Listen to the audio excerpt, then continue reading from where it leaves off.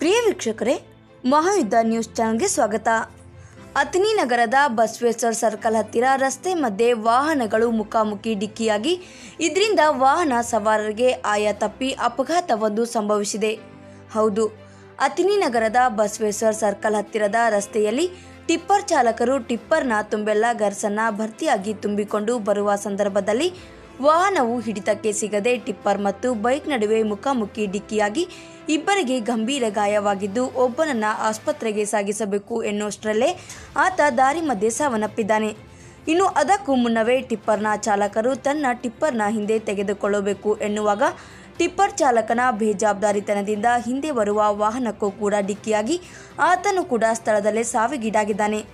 ಇಬ್ಬರು ವಾಹನ ಸವಾರರನ್ನ ಸಾವಿನ ದವಡೆಗೆ ನೂಕಿ ಒಬ್ಬನನ್ನ ಸ್ಥಿತಿಯನ್ನು ಗಂಭೀರಪಡಿಸಿ ಟಿಪ್ಪರ್ ಚಾಲಕನು ಸ್ಥಳದಲ್ಲೇ ವಾಹನವನ್ನು ಬಿಟ್ಟು ಪರಾರಿಯಾಗಿದ್ದಾನೆ.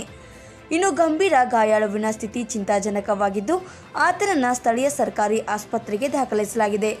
ಇನ್ನು ಸ್ಥಳಕ್ಕೆ ಸ್ಥಳೀಯ ಪೊಲೀಸರು ಭೇಟಿ ನೀಡಿ ವಾಹನ ಅಪಘಾತದ ಕುರಿತು ತನಿಖೆಯನ್ನು ನಡೆಸುತ್ತಿದ್ದಾರೆ. ವರದಿಗಾರರು ಪರಶುರಾಮ ಮುರುಗುಂಡಿ, ಅಥಣಿ.